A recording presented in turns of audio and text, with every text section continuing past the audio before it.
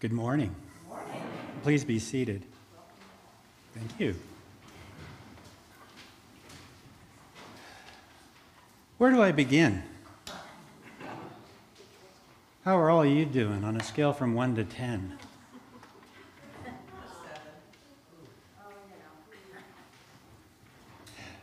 There are times when I stand up here to preach when I don't know where to begin.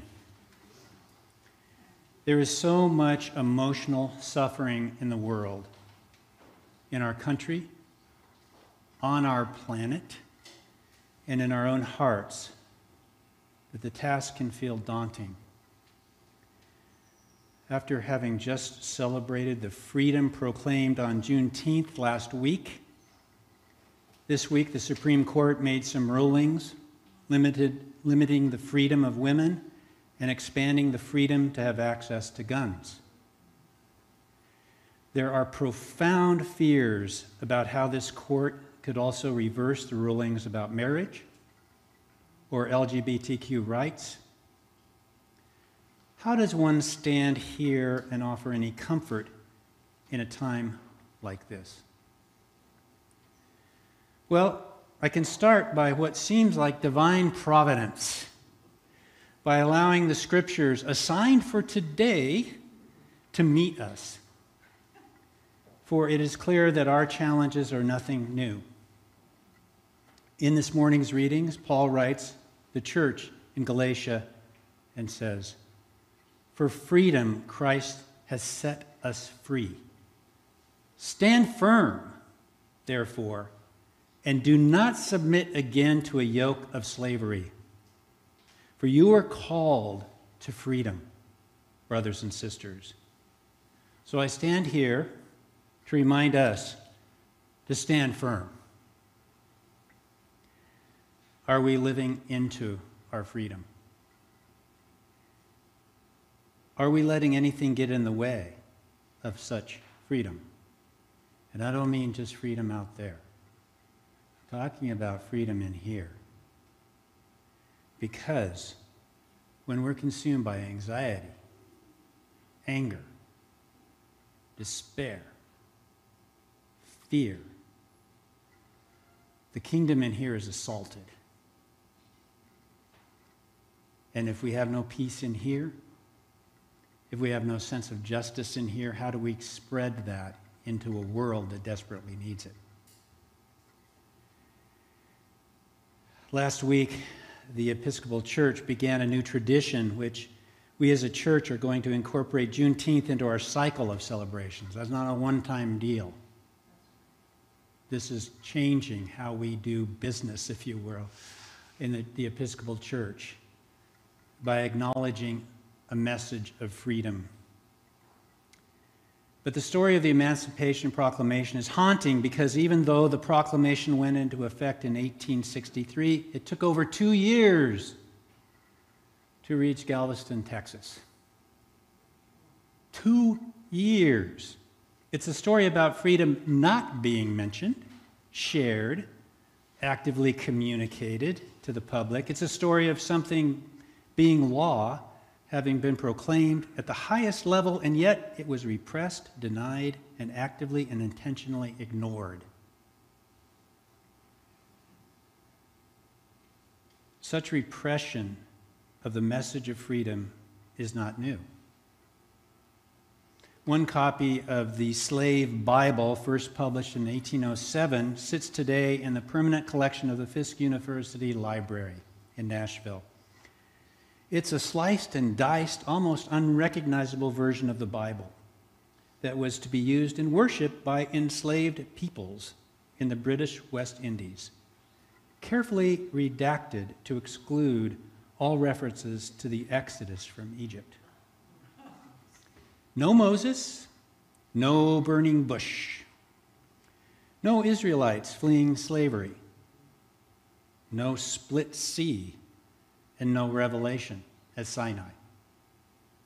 The Exodus was an inflection point between oppression and liberation. And in a New York Times article in April, Sharon Brous said that, quote, "The telling and retelling of this story may be the closest we come as a people to the generational transmission of hope, which can itself be seen as an act of spiritual resistance. The Exodus narrative demands of us full partnership in the grueling, unending work of building a just society, one that stands as counter-testimony to the brutality the Israelites experienced in Egypt. This is why the treatment of the stranger, the vulnerable one, becomes the central obsession of the 5 books of Moses. One message of encouragement I want to give to you this morning is how you helped empower a group of youth to actively welcome the stranger this week. Late last night, we returned from the youth mission trip to the poorest county in our country. I didn't realize that. McAllen, Texas is where we served the poorest of the poor and literally welcomed the stranger this week. One of our commitments was to welcome immigrant families just released from a detention center. They were exhausted, hungry, in need of assistance. We fed them, played with their children, gave them things they needed, like shoestrings. Immigrants walking in with their shoes falling off into the respite center. Why? Because in the detention center, some had committed suicide with the shoestrings. The level of despair.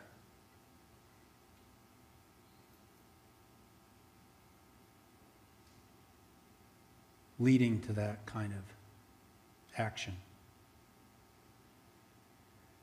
We help them exchange money, connect with sponsors. We escorted them to the bus station across the street with tickets to their new home. 400 had arrived the night before we did into that center. Another 100 came during the day that we were there. Your support helped our youth leaders actively welcome the strangers. I hope that you take encouragement in that fact that you are helping bring the Exodus story to places where it has been edited out of humanity's storybook. But I also want to encourage all of us to step back and see where we might be editing God from our story. We must not allow ourselves to become sources of our own oppression. We will not bring peace or justice or healing to a world if we are not nurturing those beautiful, God-given qualities deep within our own souls. So I personally believe we are living in a time that requires a commitment to spiritual disciplines. What spiritual disciplines are you practicing? There's hundreds of them. Sometimes it may have to be art, association with beauty, walking through nature. Sometimes it might be an act of service. Little things along the way that keep us sane and keep us committed and keep us standing up to what we're facing in our world and in our country as a kind of act of rebellion even, that we are people of hope. Daily prayer, meditation, study, fasting, from doom scrolling for one, and the endless editing the media is happy to do for us. Being actively engaged in service to the community in some way and willing to step up for the sake of justice. How about not neglecting to gather together? That's a baptismal commitment to break bread. Now, on the youth trip, we take the phones away from them all. It's like an offertory. So be very, hesitant to do that. But none of them have phones. Although one youth with delight told her dad, I learned last night, who told her, well, now stay in touch and talk to me every day. She says, oh, I can't. They're taking my phone away. So everyone had to settle for Sarah's Facebook page posts, which I have not had time to read yet because I will. But hopefully you got a sense of everything that was going on. So when we gave their phones back to them, we didn't realize the impact of them acquainting themselves with the news of Roe v. Wade. And the amount of, after all the emotional things we had been through that week, the amount of confronting that was overwhelming to our youth leaders. And we reminded them of what they had done. That you're not alone. To keep a gathering together. Keep loving the stranger. Keep doing what you have done. March. Join. Act. These things are spiritual disciplines. And we need to take account. Episcopalians are not really into spiritual disciplines. Or maybe we don't talk about it that much. But keep track of those things that keep you sane and healthy and remind you to stand firm in hope.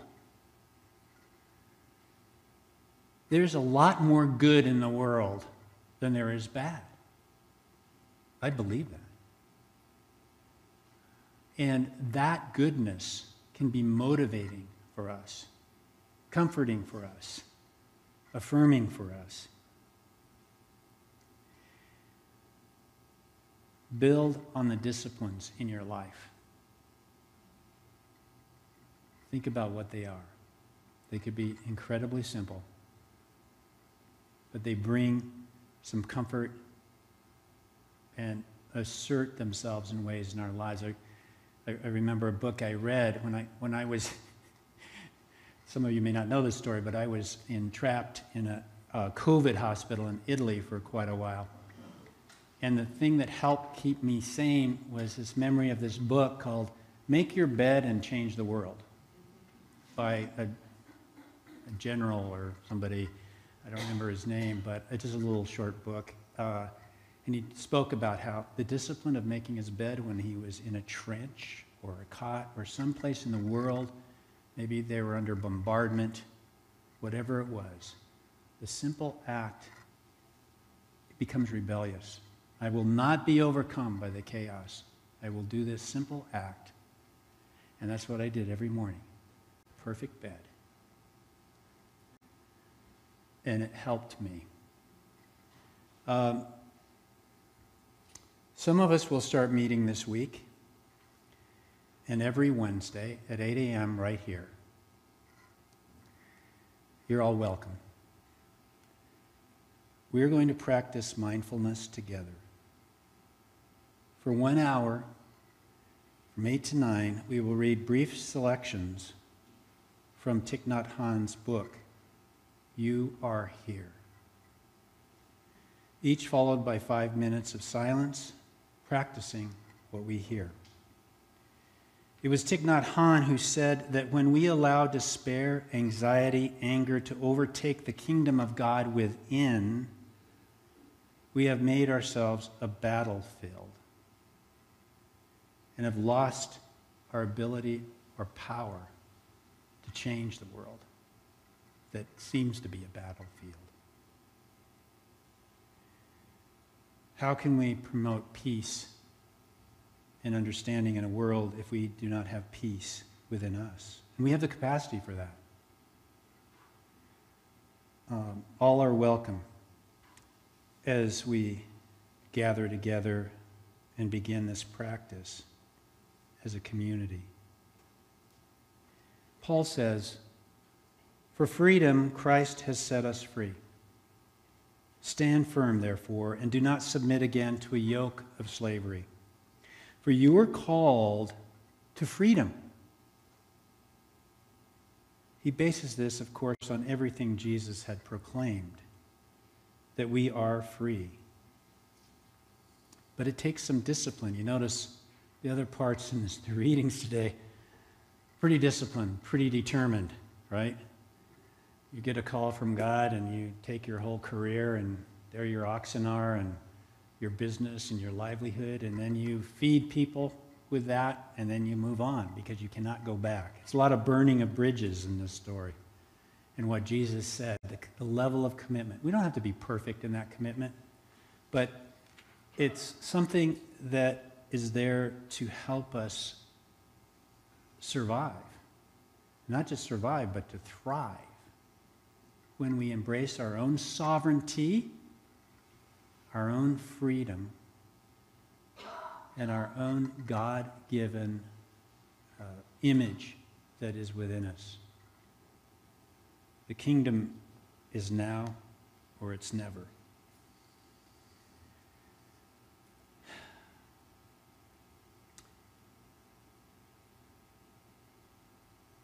Jesus proclaimed that we are free.